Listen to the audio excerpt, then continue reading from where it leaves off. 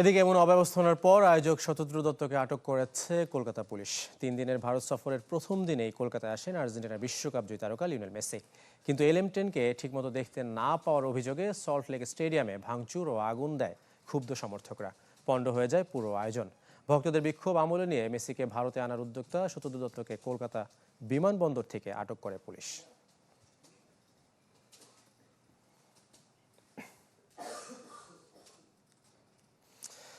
দর্শক, আমরা যেমনটা জানাচ্ছিলাম যে দর্শক মেসির আগমন ঘিরে কলকাতায় যেই ভাঙচুর হয়েছে কলকাতা স্টেডিয়ামে, সেই চরম অবস্থাপনার সবশেষ তথ্য জানাতে আমাদের সাথে কলকাতা থেকে যুক্ত হচ্ছেন শুভজিৎ পুততুন্ডু। আমরা যেমন জানাচ্ছিলাম দর্শক যে ইতিমধ্যে কিন্তু আমরা জানতে পেরেছি শতদ্রুকে আটক করা হচ্ছে, এবং এর পরবর্তী আপডেট যদি জানান দর্শকদের। নতুন এবং ফিরে আসা গ্রাহকদের জন্য নগদে চলছে ক্যাশব্যাক সহ প্রতিদিন হাজারো উপহার জেতার সুযোগ। হবে আশা আর ফেরা, সারপ্রাইজ সেরা। দেখুন, শতদ্রু তো গ্রেপ্তার হয়েছে। এখন সমস্যা হচ্ছে শতদ্রু দত্ত অ্যান্ড ইনিশিয়েটিভ নামে যে প্রোগ্রামটা, অর্থাৎ এই যে টোটাল মেসির 4 দিনের ভারত সফর সাজানো হয়েছে, এই সফর কিন্তু কার্যত অনিশ্চয়তার মুখে পড়েছে। কারণ শতদ্রু ছাড়া আগামী কাল হায়দ্রাবাদের যে প্রোগ্রাম, অর্থাৎ আজকে থেকে এক প্রকার শুরু হয়ে গেছে যে প্রোগ্রাম, কালকে চ্যারিটেবল ম্যাচ আছে, এরপরে দিল্লিতে মুম্বাইতে ফ্যাশন শো আছে, সেখানেও একটা চ্যারিটেবল ম্যাচ আছে, তারপরে দিল্লিতে প্রধানমন্ত্রী নরেন্দ্র মোদীর সাথে সাক্ষাৎ আছে, সেখানেও বেশ কিছু প্রোগ্রাম আছে।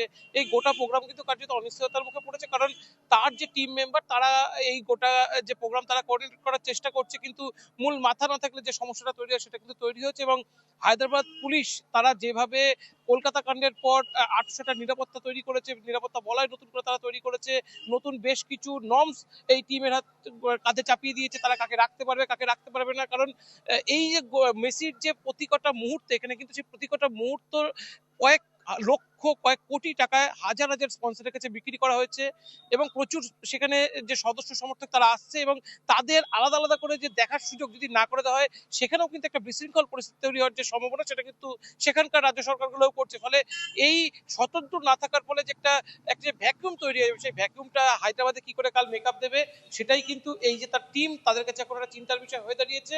আজ রাতে তারা মিটিং এ বসছে, এবং তাদের যে সিদ্ধান্ত, রাজ্য সরকারের সাথে সিদ্ধান্ত, তাদের পুলিশগুলোর সাথে কোঅর্ডিনেট করা, সেই সব কিছুর যে কার্যকলাপ, সেটা কিন্তু আজকে হবে। মূলত প্রোগ্রাম কিন্তু তাদের কিছুটা হলেও অনেকটাই ধাক্কা খেয়েছে, এখনো পর্যন্ত বলা যায় অনেকটাই ধাক্কা খেয়েছে। শুভজিৎ, আপনাকে অসংখ্য ধন্যবাদ। দর্শক, আমাদের সাথে যুক্ত হয়েছিলেন কলকাতা থেকে শুভজিৎ পুততুন্ডু।